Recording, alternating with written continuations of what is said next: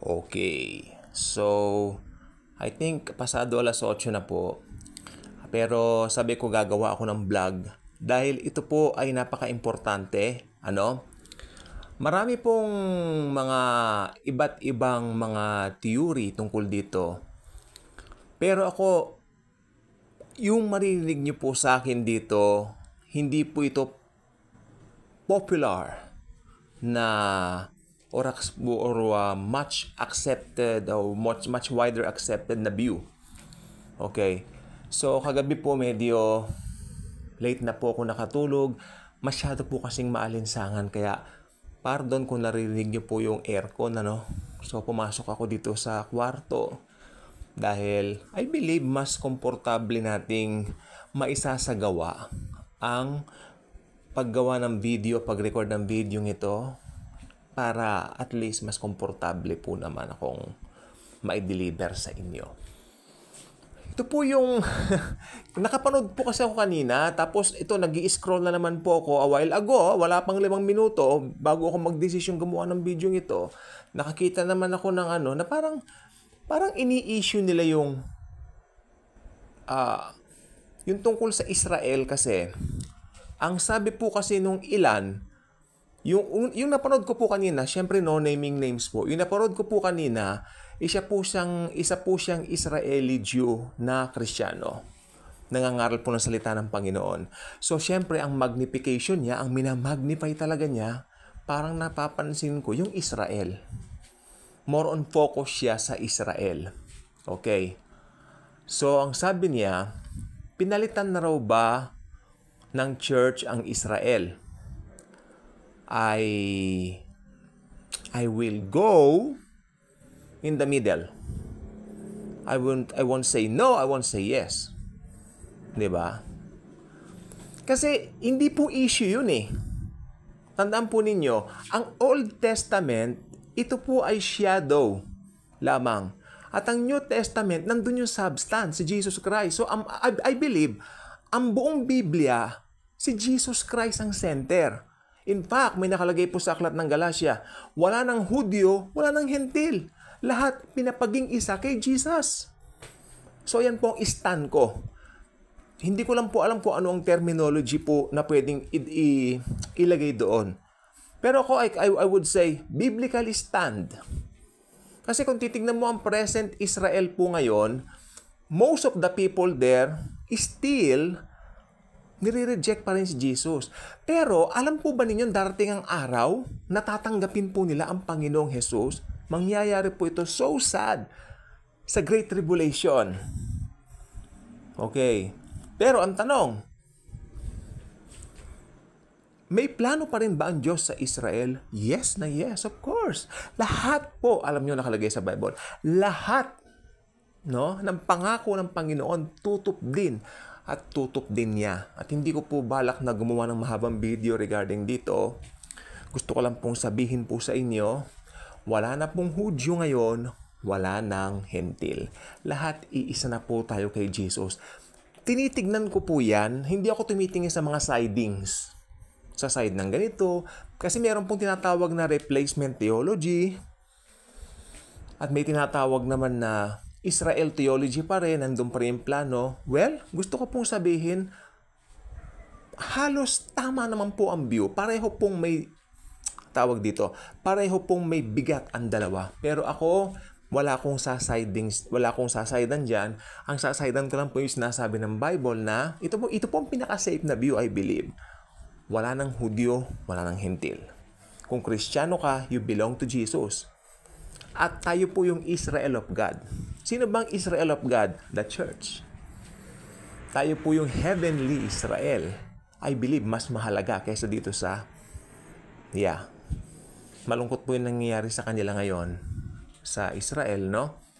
Pero it's sad na most of them are still rejecting the Lord. In fact, may nangyayari na nga pong gulo last week, still harden pa rin yung hearts ng iba sa gospel. Sapagkat may nangangaral po doon yung Sarah Ministries. Bilib na bilib ako sa babaeng ito, tsaka doon sa kasama niyang Koreana. Ang ganda ng boses ng Koreana. Shalom, shalom. Ang ganda ng boses. Ang ganda ng boses. Anointed na anointed, no? then andun pa rin yung parang hatred nila sa mga Kristiyano. Still, alam po ba ninyo, maski mangaral ka ngayon sa Israel, hindi pa nakatakda yung time for them to receive the Lord. Mangyayari po talaga yon pagdating po ng araw ng Great Tribulation.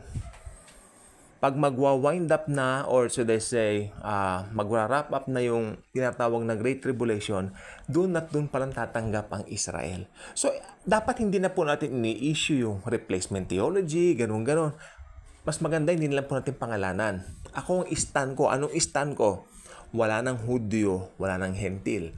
Lahat pinapaging isa na kay Jesus. Nakakalungkot. May nabasa akong vlog dito sa YouTube. Israel versus the church. Bakit mo pag-aawayin? Hindi naman po magkaaway eh.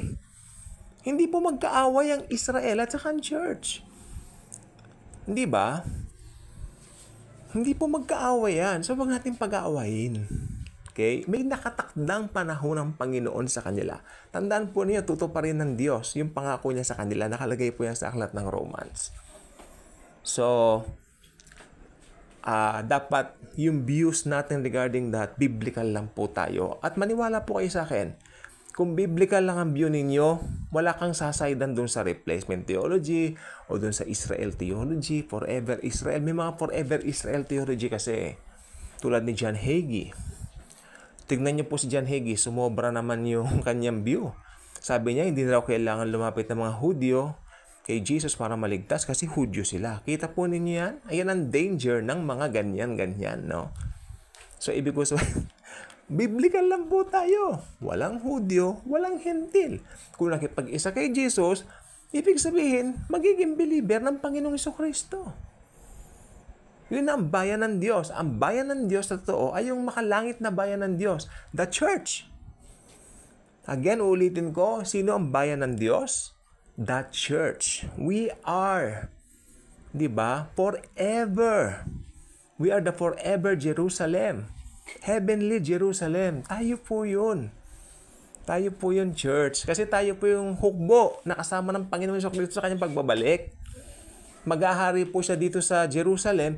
Pero I believe, personally, papagandahin niya yan very gloriously sa paghahari niya. Hindi po yan present na yan.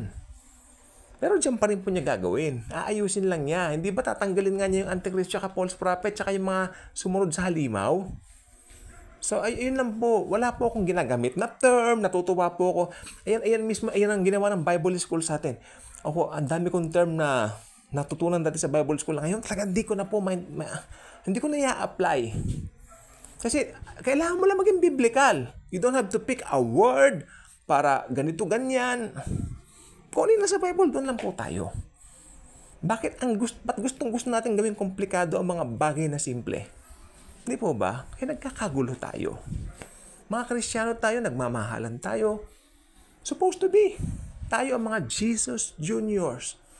Jesus should be seen in us by loving each other. Instead na nag-aaway-away tungkol sa mga keso ganito, tulad niyang Calvinist, tulip, ewan ko, Lordship Salvation, ganon-ganon. Actually, mga ganyan po, ito po yung mga bagay na alam kong hindi po sang-ayon. Pag salvation na pang usapan, doon medyo umaano ko, pero yung mga ganitong minor doctrines lang, we can tolerate each other.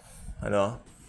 We can really tolerate each other because tignan natin, tayo po ay under the covenant of grace. Ang kulay ng tinta na ipangsusulat sa pangalan natin sa aklat ng buhay, kulay pula. Okay? Because we belong to Jesus. Yung mga Hudyong tatanggap kay Jesus, kulay pula ang tinta ng ballpen na gagamitin ni Jesus. Sa mga Hentil naman na tatanggap kay Jesus, kulay pula pa rin. Ibig sabihin, mapahentil ka man o mapahudyo ka man, o mapahentil ka man, we are saved by the blood of the Lamb, the Lord Jesus Christ. Kaya nga po pula ang tinta, yung dugo ni Jesus. So walang Hentil, walang Hudyo, wala nang Hentil. Lahat ng tumanggap kay Jesus, naging isa. Ang liwanag po niya sa Bible para masyado kang, di ba, mag-side dito, mag-side dyan. Ito po ang dapat nating nabubuhay po yung ganyang mga usapin ngayon. Dahil yung nangyayari nga pong gulo sa Israel. Panalangin natin sana tumigil na nga po yan. Kawawa naman po sila. Pero syempre, ipanalangin natin first and foremost, sana maraming kumilala sa kanila ngayon sa Panginoong Hesukristo sapagkat yan ang kailangan talaga nila, si Jesus. Okay? So I hope yan lang po. Anong tawag doon sa side na yon? Nung sinabi ko, wala ng Hentil, wala ng Hudyo. Well, ang tawag po dyan, biblical. Kaya kung hindi ka pa nakasubscribe sa ating channel, I invite you to do so. Click the notification bell, share this video, share the love and the grace of the Lord Jesus Christ. Thank you po, and Jesus truly loves us all.